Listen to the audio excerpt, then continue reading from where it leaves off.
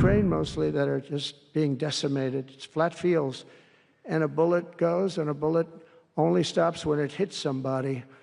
And the level of people being killed in that battle, soldiers, young soldiers, in some cases old soldiers, because they're running out of people. They're running out of soldiers, in one case.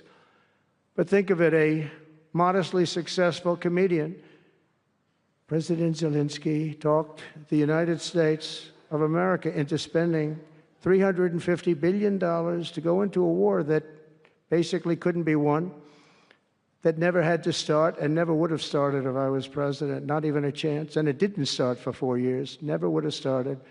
But a war that he, without the U.S. and Trump, will never be able to settle. They'll never settle that war without our involvement. That's why they did such a great job this weekend. That's why Saudi Arabia did such a great job this weekend in hosting.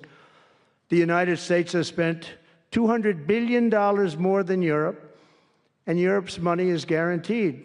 They get their money back. It's a form of a loan. Nobody knows that. I know that. I said, why isn't somebody saying, you know, we do it the same way?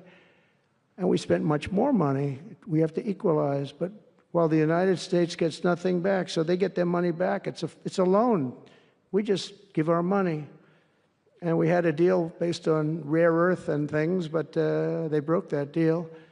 But they broke it 2 days ago. We had a deal because I said, we're spending $350 billion, and Europe gets their money back in the form of a loan, and we don't. We're just giving the money hand over fist. That's the Biden administration for you. But they're no longer dealing with the same United States as they were dealing with a few months ago. Why didn't crooked Joe Biden demand equalization, and that this war is far more important to Europe than it is to us, and that there's a very big, beautiful ocean, a separation? This is, you know, we're helping Europe. We're trying to help Europe.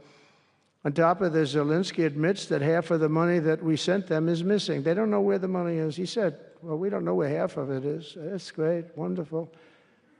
He refuses to have elections. It's low in the real Ukrainian polls. I mean, how can you be high with every city is being demolished? It's hard to be high. Somebody said, oh, no, his polls are good. Give me a break. Every city is being demolished. They look like a demolition site, every single one of them.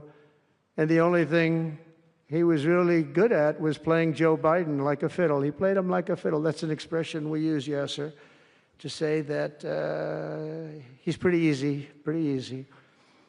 A dictator without elections. Zelensky better move fast, or he's not going to have a country left. Got to move fast, because that war is going in the wrong direction. In the meantime, we're successfully negotiating an end to the war with Russia, something I'll admit that only Trump is going to be able to do in the Trump administration. We're going to be able to do it. I think Putin even admitted that. Biden never tried.